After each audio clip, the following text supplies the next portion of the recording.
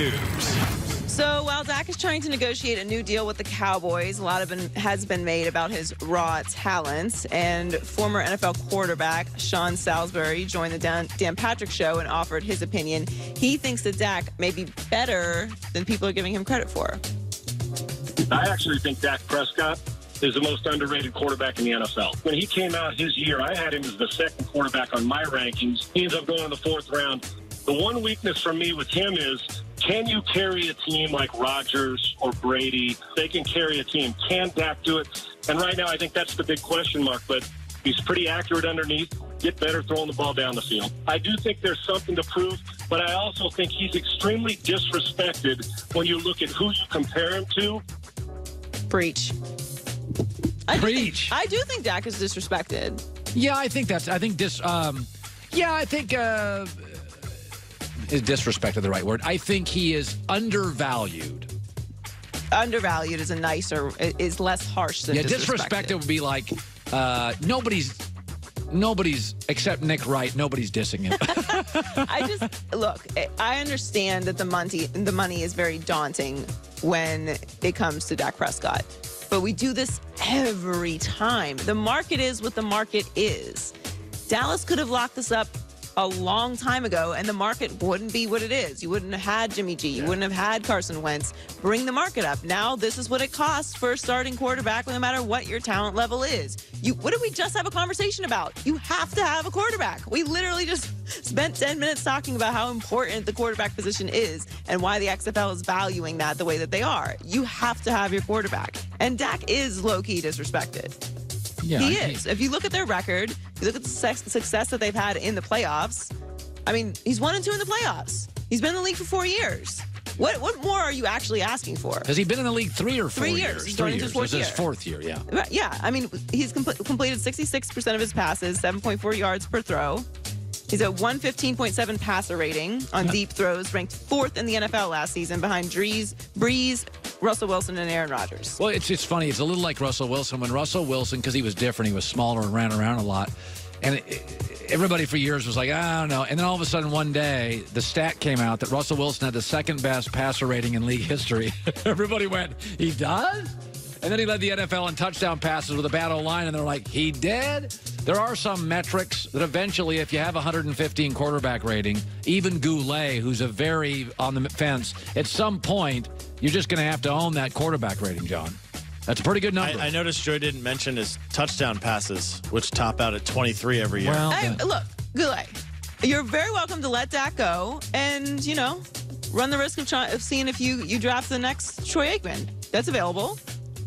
I mean, I'm trying to warn all Cowboys fans. It is on the horizon that you don't sign Dak, you let him walk eventually, and then you're the Dolphins for the next 20 years. Yeah. We can use some friends. Cowboys fans are welcome in Miami. We can all join in the misery of not having quarterbacks together.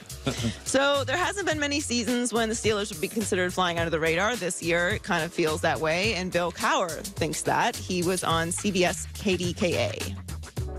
For the first time, they're kind of flying under the radar a little bit because all the talk has been about Baker Mayfield and and Odell up in Cleveland, and Lamar Jackson's second year in Baltimore after getting the playoffs last year, and then Zach Taylor coming in, new coach in Cincinnati. So that whole division, I think, has really got something to be looking forward to. And we'll see how they get through the preseason, but the offensive line, defensive line are very, very solid, and if they can stay healthy, they're going to be a tough out. 2 players for the Steelers that looked really good in game 1. Devin Bush, the linebacker from Michigan, I thought looked really active. James Washington, even Greg Cosell said that. James Washington looked great. You hear a pretty crazy stat when you're thinking about the Steelers and kind of how they're flying under the radar. The Steelers only need 2 more wins to give Tomlin and Big Ben the 3rd most wins by a head coach quarterback combo in NFL history. Brady Belichick and Peyton Breeze are the only 2 ahead of them. Listen, if you took out, Roger Federer, you can make an argument that Rafi Nadal or Djokovic are the best tennis players ever. If you took out Tiger Woods, we'd think differently about Phil Mickelson.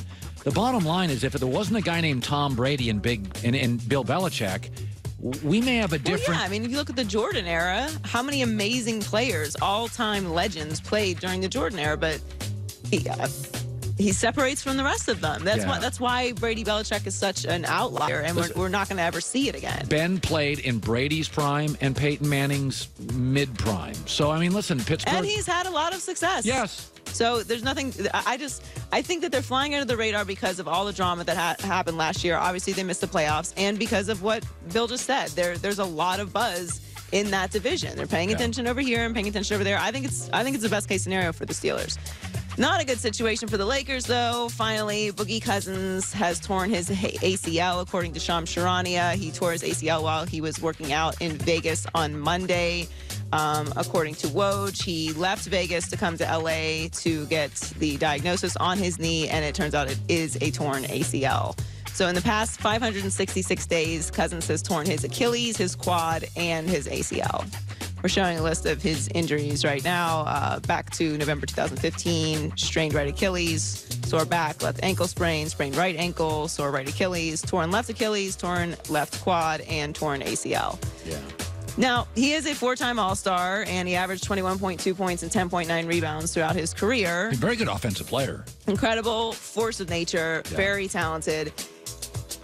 His body is just failing him. It's really disappointing. It's unfortunate for the Lakers because he was a big X-factor piece for them. Yes. And, I mean, it sucks for Boogie. I mean, you saw the reaction from the Warriors when he came back after that pretty impressive game back. Lakers are a pretty old team. I mean, Rondo, Boogie, LeBron, Danny Green, Jared Dudley. So one of the old pieces is out. And so, you know, we knew this. They'd have two stars and really only one young emerging potential star in Kyle. So that doesn't mean they won't be good. I mean, Toronto last year had one star, one emerging star, and old guys. Now, Toronto was lucky the old guys didn't get injured. But I still think the Lakers are a championship-level team. If LeBron comes back and gives me 75 games and is healthy, none of this will matter. But we knew this going in, Joy. They're an older roster. They have... Even LeBron, a star, is like year 17. And he's coming back from his first major injury. This feels like more of a disappointment for Boogie. Like individually for Boogie. I feel worse for Boogie than I do for the Lakers. Because to be honest, I didn't know what kind of factor Boogie was going to play with the Lakers in this system in this year alongside LeBron and AD. It's more just disappointing for Boogie because we'd like to see him get back to his form. Yeah, Joy with the news. Well, that's the news. And thanks for stopping by. The Herd